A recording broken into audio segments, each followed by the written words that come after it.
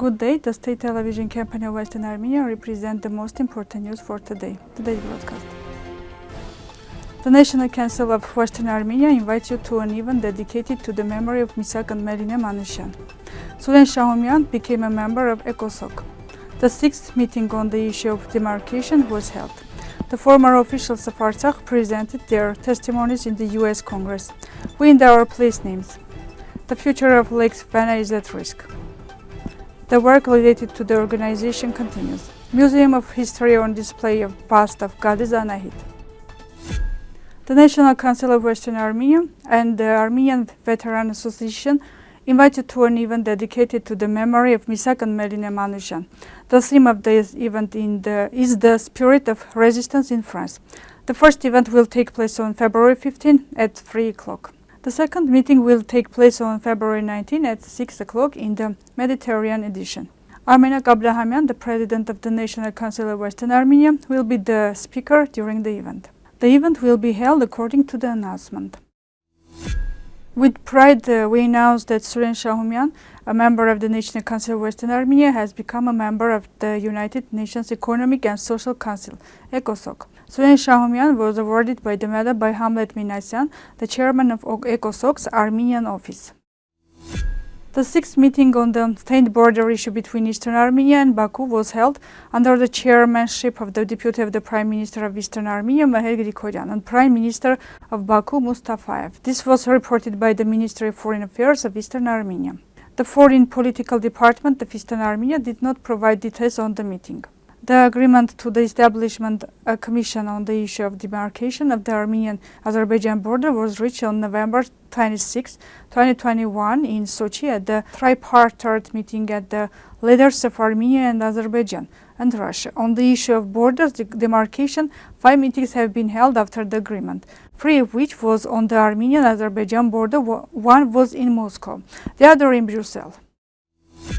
Having met Congressman James Costa and Brad Sherman, Artsakh officials Yerevan and Agatangeghos presented the national interest and democratic aspirations of the people of Artsakh. Sherman emphasized that the importance of applying the resolution number 907 that suggests the suspension of U.S. aid to Baku, and as well as the need to impose sanctions on Aliyev regime for ethnic cleansing in Artsakh. Congressman Sherman urged the Biden administration to provide defensive ammunition to Eastern Armenia in order to avoid the next tragedy planned by Baku after Aliyev's rhetoric falsification that Yerevan is Azerbaijan's territory. The congressman concluded his speech responding to Aliyev, who claims that his enemies are Armenians all over the world. During the interviews, Stepanyan and Beglaryan presented their own testimonies on the harsh realities on Baku's 10-month blockade of Artsakh, which culminated in 2023 with the genocidal attack of September, as a result of which Artsakh was emptied forcibly. Yerevan Stepanyan and Agatangeghos also mentioned on the responsibilities of the USA towards Azerbaijan for the genocide of the people of Artsakh. Imposing sanctions to Baku based on the passage of Senate Resolution 3000, which mandates the full implementation of the resolution number 907, applying Magnitsky sanctions for war crimes and ethnic cleansing. U.S. assistance to forcibly displaced Armenians in Artsakh, guaranteeing the safe return of forcibly displaced Armenians. Most Armenian place names have been changed from the old Armenian place names as a result of the penetration of the Turkish nomadic tribes into Armenia. From the beginning, they subjected the local Armenians to various pressures, and they forced them to leave their flat and fertile lands, well-maintained and well-built houses to place with little land and less suitable for cultivation, imposed heavy taxes on Armenians, and robbed them of their property. In 1915, according to the decree of Sultan Selim I, the regular gathering of boys and girls, the so-called blood tax, became a great disaster for people in possession.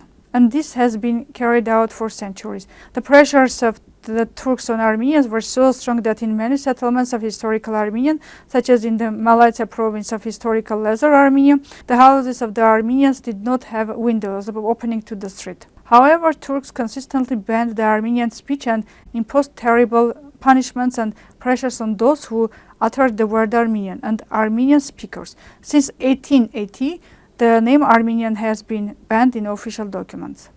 The article on the name changes of Armenian place names is available on the website of Western Armenia TV. International energy experts have pointed out more than 100 lakes known for their size in the territory of occupied Western Armenia, including Lake Vana. They especially noted that Lake Vana is very attractive from the point of view for solar energy production. Experts say that Lake Vana is located in the high zone and solar panels would work more efficiently in the high place, so it is very suitable for solar energy potential. Therefore, there is an intention to use Lake Vana for the production of solar energy. This intention has caused concern. It endangers the future of Lake Vana. With the approval of the trustees of British Museum in 2024, the History Museum of Armenia, as part of the exhibition titled Mariam from Anahit, is planned to provide a temporary display of the bust and hand preserved from the bronze statue of the goddess Anahit. The History Museum of Armenia has issued a statement clarifying this, referring to the publication circulating about the display of the statue of Anahit goddess to Yerevan kept in British Museum. The History Museum of Armenia, among other prestigious museums of the world, actively cooperate with the British Museum in London. Back in 2018, the museum participated in the international exhibition I Am Ashurbanipal, King of the World, King of Assyrian, organized in the British Museum, where 10 unique specimens from the museum's collection were presented. In 2023, the British Museum opened Glory and Power from Persia to Greece, the international exhibition in which the History Museum of Armenia also took part, presenting 3 exceptional samples from its collection at the exhibition. The gold breastplate found in Armavir, the clay ball-shaped ritual vessel, the clay beer-shaped ritual vessels found in Artsakh.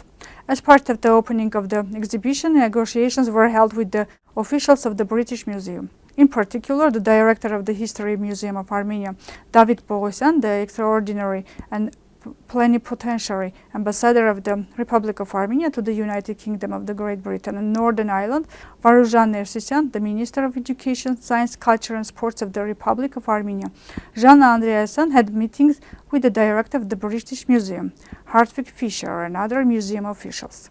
During the meeting, the perspectives and new possibilities of further cooperation between the 2 museums were discussed, as well as ensuring the continuity of organizing joint exhibitions with the approval of the Board of Trustees of the British Museum.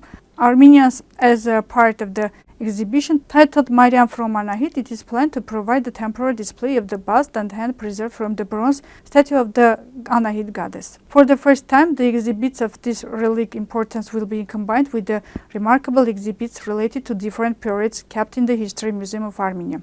The statement of the Museum of History stated. This was all for today. Goodbye.